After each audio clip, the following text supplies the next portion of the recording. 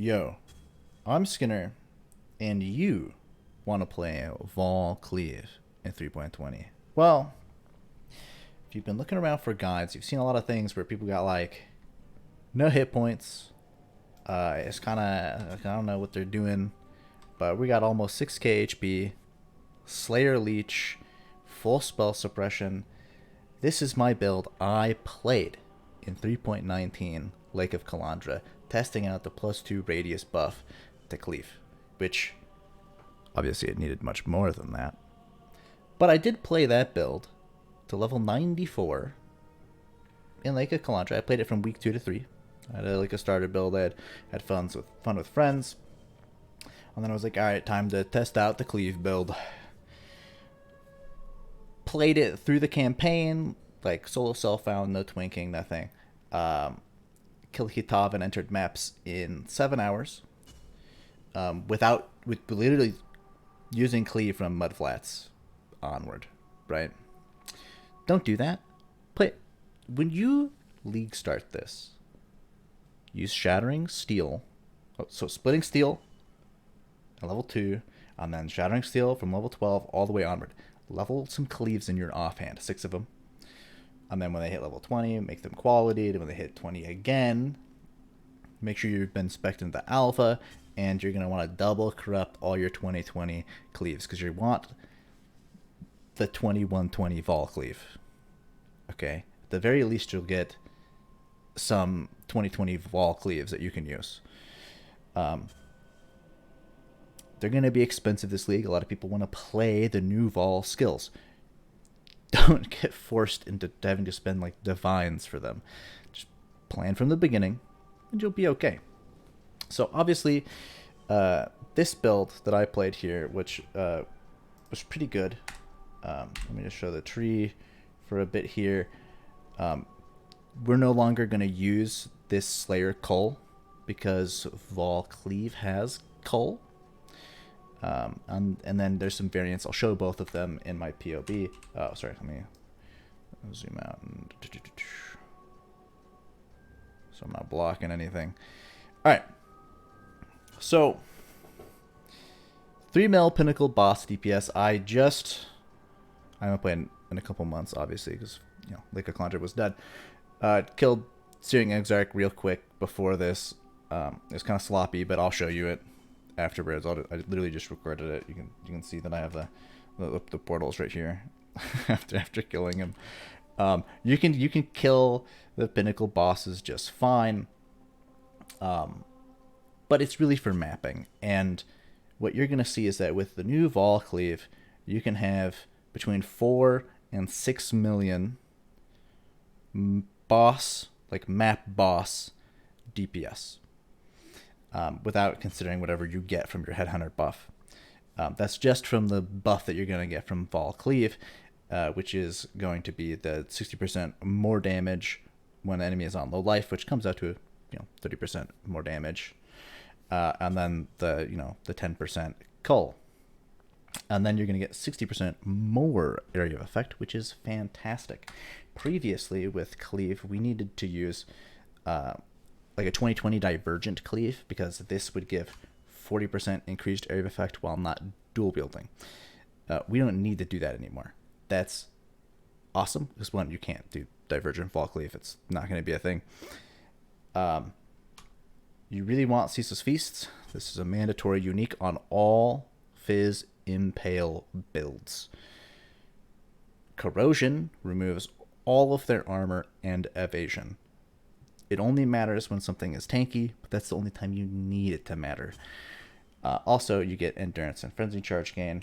The most important node on Slayer, and the reason we actually are Slayer, not for all the other amazing things like Slayer Leech, is Masterful Form, where you get +1 frenzy, and then endurance charges equal frenzy charges. So you'll notice on the tree we have our frenzy, and then we have the other 2 over here, and we get spell suppression from this and Mage Bane, and all that dexterity we path through is spell suppression. That's good. We want that. You'll see the POB later. I'll dig into it. You'll understand. But the idea of the frenzy charge equal endurance charge is that even with just 7, like the base from the tree and the ascendancy, frenzy charges being endurance charges, is that 7 brutal charges. A brutal charge gives a 3% chance to deal triple damage. Okay, so 21% chance to deal triple damage is really good. I have 2 builds because I literally am just showcasing my current level 94 POB with 2 variants. One, using this really good axe that I had self-crafted that has hits can't be evaded and 830 PDPS.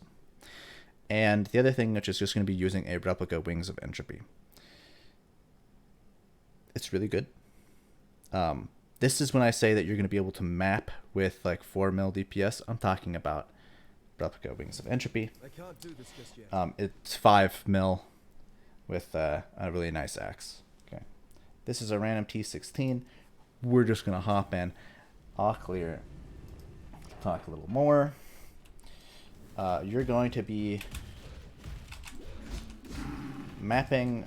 I might wear this one. Okay, I do. You're going to be mapping a little faster than this, obviously, because you're going to have the 60% increased AoE, but also, more importantly, because if you're using the replica Wings of Entropy, it has a 50 to 70 more main hand attack speed. And so I actually was using that on this build before I had crafted the GG axe, and which was amazing. Obviously, this is really nice, but I actually kind of miss using the replica Wings of Entropy. And when I play Cleave in 3.20, because I'm going to be playing this build in 3.20, I'll be starting with Ruthless first, but I will be playing it later. Honestly, probably day 2. I'm probably gonna get to Ruthless maps in like 9.5 hours, play around a bit, and then just join my friends over on Softcore Trade, and I'm gonna play this Cleave build with Vaal Cleave, and I'm gonna enjoy that juicy headhunter action. The reason, back to why I missed the replica Wings of Entropy, is that attack speed is nuts, because we have a faster attacks, life tap, leap slam. When you also have my guy fucking jumped. What was I gonna say? When you also have all of that main hand attack speed on your leap slam, dude, you are flying through the map, dude. It is so nice, dude. You're gonna have so much fun. So I mean, there you go. That's a little T16. I got chunked one time there. I wasn't paying attention. You should probably self-cast Molten Shell instead of having it automated. Be smart. I wouldn't have even been chunked. But there you go. It works pretty well. So to explain further the tree in here real quick before I pop over to the POB. Actually, no. Let's just go right to the POB. And I want to give a preface real quick, is that I start with the everything disabled. Like, I'm entering into the map with no rage. There we go. Entering into the map with no rage. Sand stance. Like, nothing. Right, no totems. My vulnerability ring, by the way, I've also disabled. We're going to turn all that stuff on in time. But you're going to start in just with this replica Wings of Entropy, costs 2C. Okay, without your totems down, nothing, no rage, sand stance, pride at initial effect, you'll have a mil DPS. Okay, and then as you're mapping, every single hit you do, once per second, because of the axe mastery that, okay, hold up, I need the, so you can see this, axe mastery grants 1 rage on hit every second. But that applies to your leap slam, it applies to your multi-strike cleave. I need some water. Okay. You're going to ramp up very quickly to 30 rage. And then to 50 rage. And you're going to have 50 rage before you get to the boss. And that's cool. That's good. When you see a rare or the boss, you're going to drop down your totems. And you'll notice real quick, all of a sudden, we're at 2.5 mil just from dropping the totems. Again, it doubles our damage, dropping the totems. Again, this 4 link you put in your weapon. Again, it makes the weapon even cheaper because you just have a 6 socket. You put a 4 link and a 2 link in it. It's Vaal Ancestral War Chief, although it's really just Ancestral War Chief. The Vaal is nice. But it's multi-totem with Ancestral Protector and Maim. And this gives us our Maim on hit, which is really nice. But then the buff of them is just a lot of damage. Okay. But that was still in Sand Stance. Okay, well we're going to be in Blood Stance. We're actually at 3 mil. But, I mean, if the boss is still alive, I mean, Pride's going to go up. We're at 3.6 mil. And so you see that, like, yeah, it looked like 1 mil. But in reality, it's 3.6. And that is without my Volnon hit ring on. We turn the Volnon hit ring on. We're actually at 4.4. But this is with the 3.19 Volnon hit ring. Okay, so that's why I have it disabled. Because currently, and again, this is just a shitty Volnon hit ring. Again, this isn't even insane gear. This is just what my character had in week 3 when I stopped playing Lake of Kalandra. So Volnon hit is no longer going to have that 20% increased effect, and they lowered the baseline of that level 1 vulnerability that you get from the ring, and then kind of made, curses just less effective on mapping.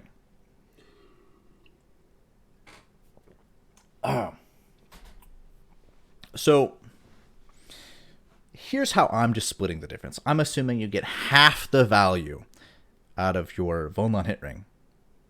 So if we go up to 4.4, again, like that, like 4.5 mil, basically, and we don't have it on, we're at 3.6. So between 3.6 and 4.4 is 4 mil. So you have 4 mil map boss DPS. And I mean, you're going to have your rage when you get there. If they survive a few hits, they're going to have just 3 corrosion stacks. Again, if we talk about the Ceaseless Feast here, you have a 20 to 30% chance you're going to pick a high roll. Okay, these are really common. You can buy a shit ton of these. I have tabs full of these where I've just vaulted them, trying to get Volnon hit on the gloves rather than on the ring, which would be better. But just because the gloves are that cheap, like, you're going to be able to get them, like, day 1 they'll probably be expensive because the first few people that are getting the drop from Shrek that are selling them, they're going to get bought up pretty quickly. But starting day 2, they're going to be a couple chaos. Arn's Anguish, you're not going to be able to get for a few days. It drops from Maven. Also, you don't really need it until you're like level 90 and you really want to start bossing. Like, you want to take on pinnacle bosses and stuff. Until then, it's actually better not to have it and have a little lower damage. You'll notice if I take this off, my damage goes down to 3 mil. Again, this is how much this does. It goes from 3 mil, 3.1 to 4.4. All right, you can see that it is like a third of our damage.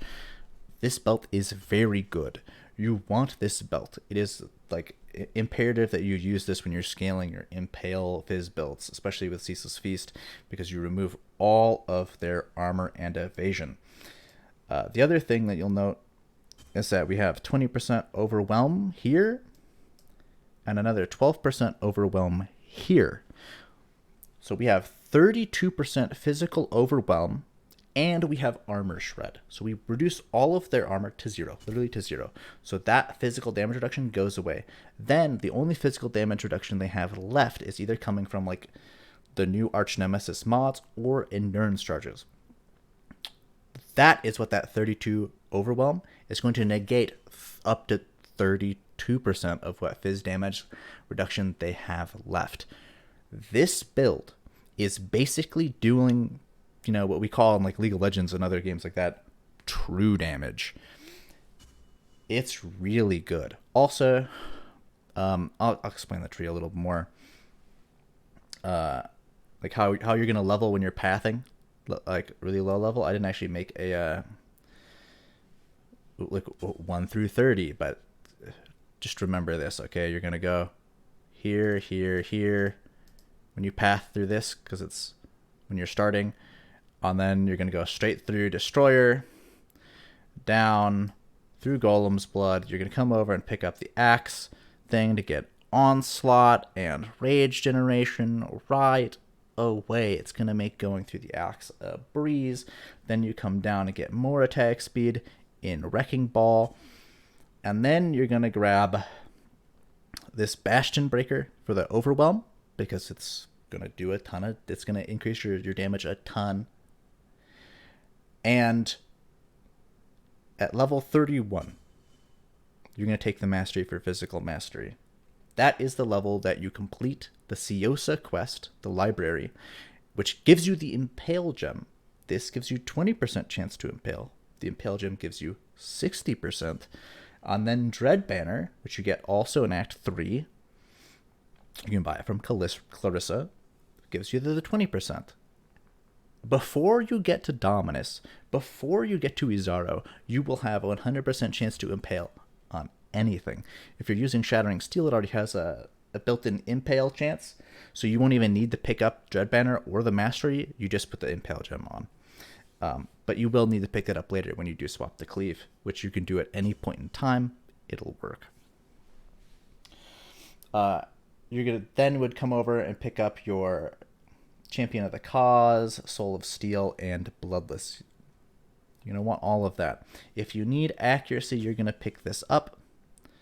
If you don't need accuracy, don't grab it. Don't waste your points. You're not gonna grab frenzy charges, any frenzy charges, until your Cruel Lab. That's because the Ascendancy order that we are going to do, blocking it for a second, is that we are going to go first for Slayer Cull. Okay. Not Slayer Cull, Slayer Leech. We don't get Slayer Cull anymore because Vaal Cleave has Cull. It makes it not worth it anymore. Like we would do more damage, you'll notice. Well, not with this portion of the tree. But we would do more damage with impact. I'll explain later. But we get 50 fucking AoE. Okay, 50 AoE. And it makes it easy to get accuracy. So we don't need much accuracy on the tree or any on the gear. It's all about point efficiency. But first lab, we get Leech. Second, we get the +1 frenzies, and frenzies equal endurance charges. Then you pick this up. Okay. So right after you do lab, then you grab this. So you have 5 frenzies and 5 endurance. It makes you so much tankier going through the axe. It's awesome. It's great. You can put endurance charge on melee stun on your leap slam when you're going through the axe, like a 3-link, like faster attacks, like endurance charge on melee stun, leap slam, and if you have a 4-link, you put in life tap. Very simple. It's worth it. Anyway, one of the things you actually do want to rush, I forgot, is right when you come down to like, you'll grab Destroyer, because you rush it and you get it before Brutus. And then you're going to rush it over here, go through the right side of the tree and grab this so you can get the mastery that says 40% increased damage against unique enemies. And if you rush the Destroyer and then over to here, you can actually have it by Vaal, and you just shit on her. You just do so much fucking damage because of that mastery. But late game, you respect to the left side of this because you want, when we have Slayer Leech, the increased total recovery per second from Life Leech. Really important. You're going to path up here. During leveling, you could totally grab Berserking and lean into your Rage and going faster. As you leap slam through the campaign, you will spec out of it later. But it's a good idea to grab right as you're coming up this way, because otherwise you're going to be doing a lot of travel. And there's no reason not to. Just grab this. You get plenty of respec points. You'll be able to drop it later. Grab your Mage Bane. When you grab Mage Bane, and then Dexterity no longer provides inherent bonus to evasion, that's when you then will pick up Iron Reflexes, and you're going to be running Determination, and then you have a shit ton of armor and endurance charges, and you're tanky as fuck, and you're now going to start scaling your spell suppression. You're going to come this way before you get the frenzy charges, before you even get your charisma, unless you really want to fit in another order right away, which you can, then it's a good idea. But before you get the life down here on this side, you want to grab the spell suppression. And then you're not going to grab the mastery for critical chance until like you're like level 85, okay? Because then you're going to pick up your next frenzy, you're going to pick up the life, you're going to pick up the other frenzy and the life. When you get Assassin's Mark on hit, because you're going to do that first before you have ever anointed your Whispers of Doom on your amulet to have like a vulnerability. We're never going to self-cast vulnerability. It means you're not attacking, which means you're not dealing damage. Assassin's Mark on hit. Then you'll grab the +1 max power charge. Then you'll grab the mastery. And with that little bit of investment, you're going to have like a 63% crit chance.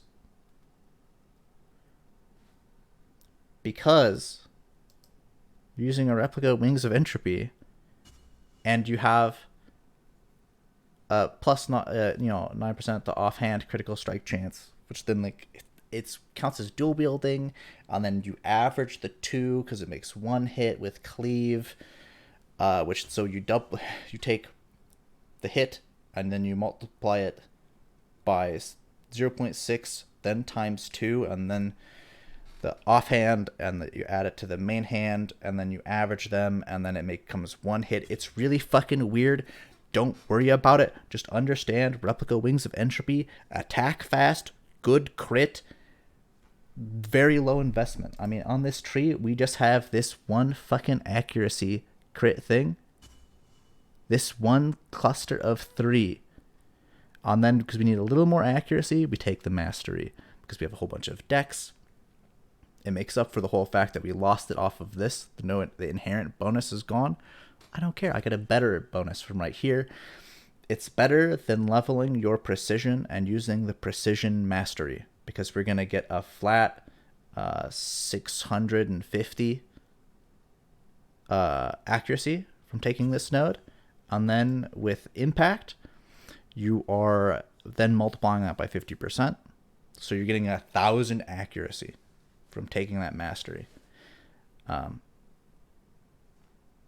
you don't have to worry about accuracy. You just take one fucking little crit cluster of accuracy. You have your crit chance right here. And you're gonna have 60 plus crit chance. And you're never going to miss. Point efficiency is the name of the game, because we want more life. Anyway, let me unclick those things. The other version for when you can buy a big boy axe. Okay? This big boy axe, when I was using in-game just now, is this one. It's got 830 PDPS, and it has hits can't be evaded, which means I don't need accuracy, which means I don't need impact. Sacrifice a little bit of AoE, but means I can get a better node, okay, with a higher damage weapon. And now you're going to notice over here, we're pushing almost 6 million DPS. So all we did was spec out of this, okay? We just spec'd out of this, and we got a more efficient crit mastery, because this is a crit chance and crit multi, because we don't need any accuracy. And then we spec over here on this other, sorry, let me, no, as I was blocking it. Basically, when you get a really good axe with hits can't be evaded, okay? You can drop impact, you pick up overwhelm, you get more base crit, and then you get a scaling crit multi based on nearby enemies. So when you leap slam into a pack and you've got nearby enemies, 10 nearby enemies, you go up to 7.5 million damage. And you don't need any accuracy on the tree. So I don't factor that in on my POB, the nearby enemies thing. But you should realize that you can, if you do this swap, you will have like over 7 million damage. But it's a really late game, high cost thing. But yeah, so, and you'll notice if I go to configuration, you'll see how I'm words attributing the Vaal Cleave buff here. So that's what this is. We have 60% more cleave area of effect.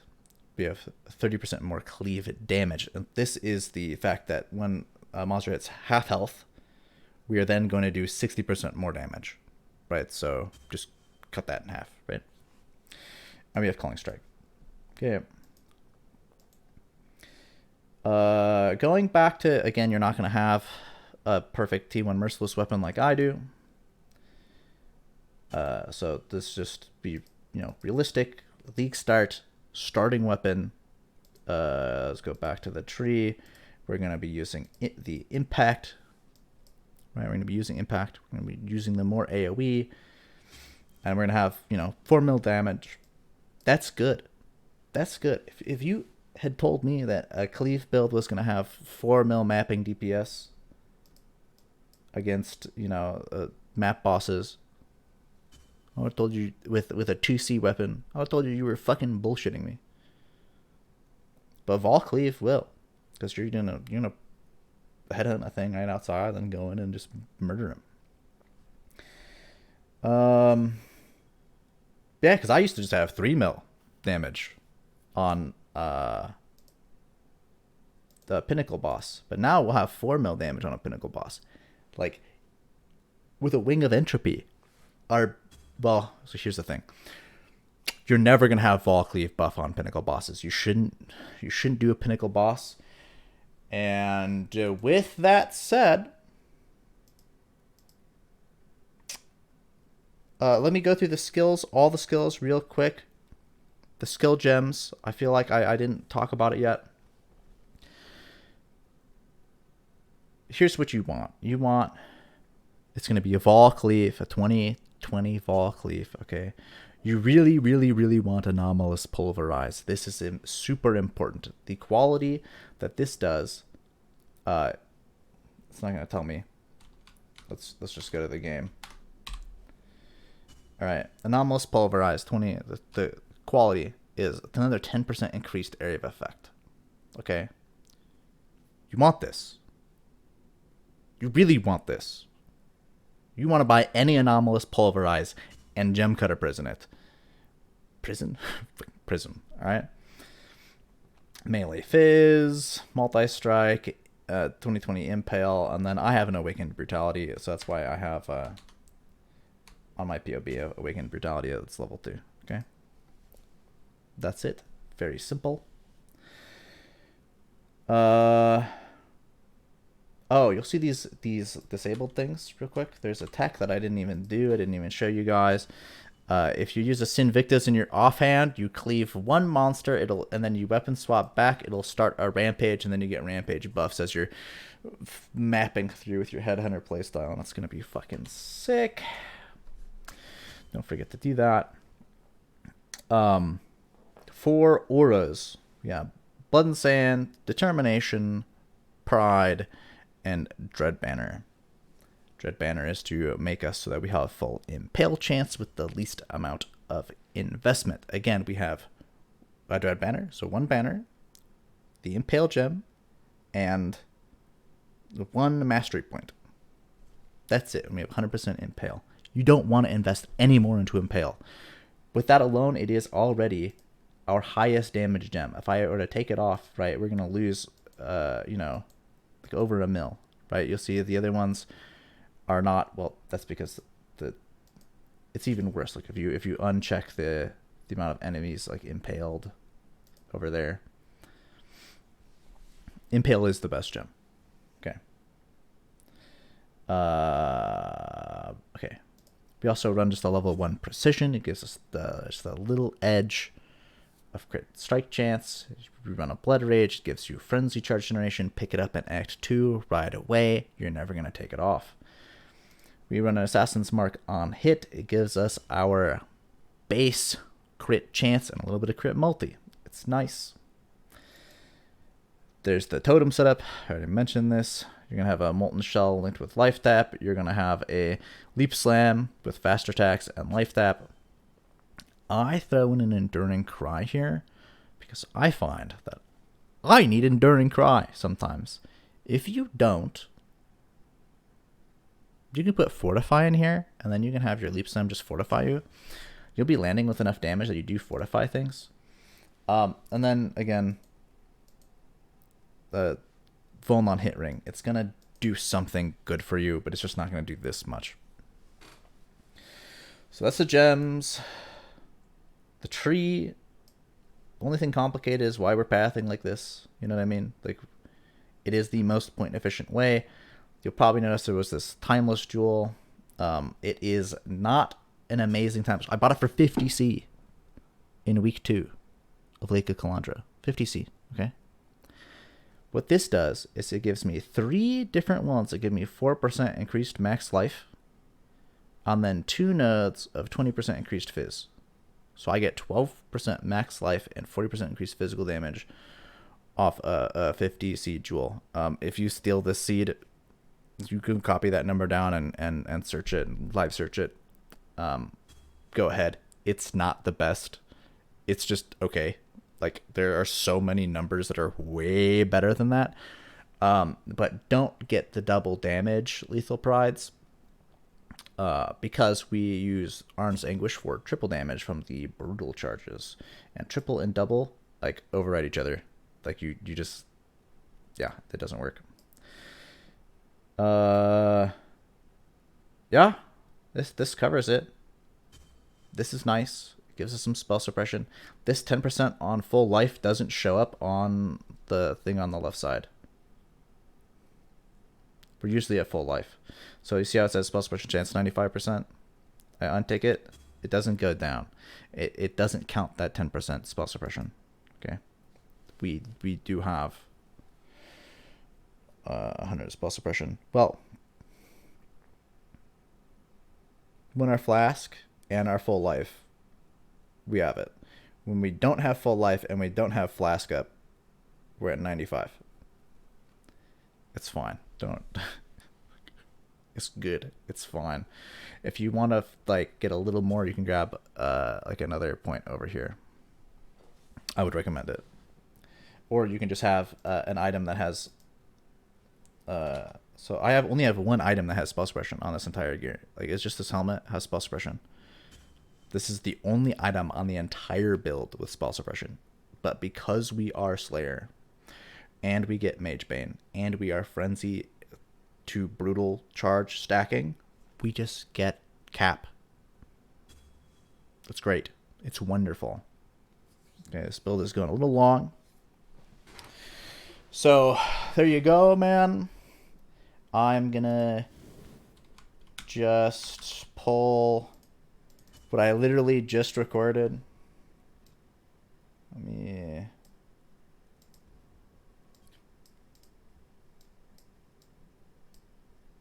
Here we go. I literally just went and killed Exarch. I turned the sound down real quick so I can talk about it, because I really wasn't saying anything as I was doing it. Basically, I have 2 deaths in it to ball phase because I haven't played in a couple months. And the first one was because I tried to leap slam over a ball. Use flame dash or frost blink. You'll be fine. As you see, this is in 3.19.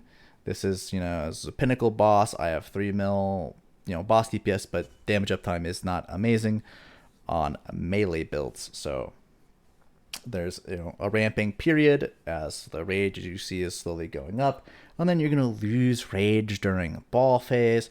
It's kind of annoying, but yeah, I have 2 deaths to ball phase. One is because I tried to leap slam over a ball, and the other one is because I cast some totems down to like block for me, but then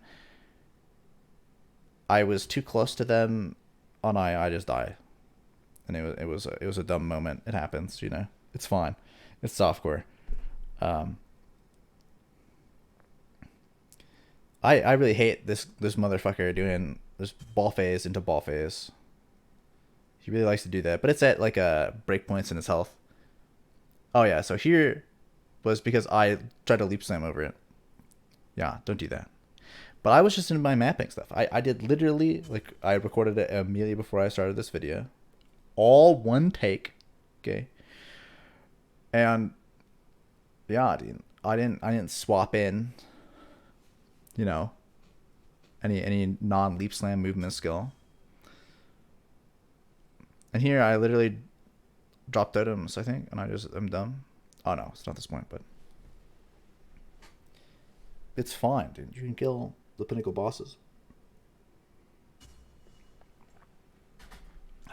Oh yeah, again, reminder, don't buy at Series Disfavor. It's going to be super expensive, and it's not going to be worth it. You don't get the weapon range. Cleave does not scale off of weapon range. And yeah, but Cyclone does. They also scales off melee strike range. They're just lucky, dude. Those goddamn Cyclone people. It would be really nice to have that line on Cleave.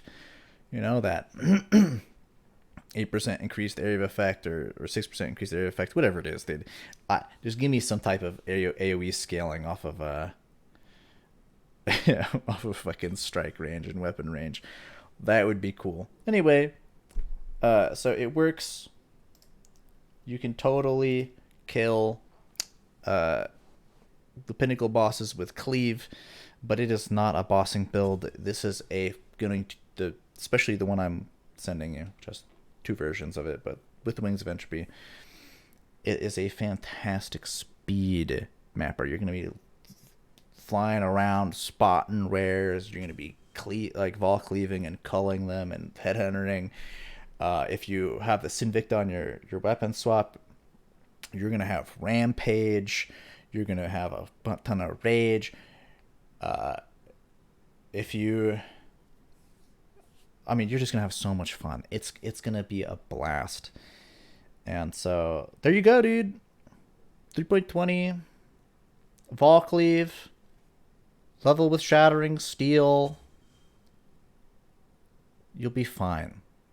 And then in your offhand, level 2 red axes full of Cleave gems. Have fun. I'm Skinner. And I'll see you in the game.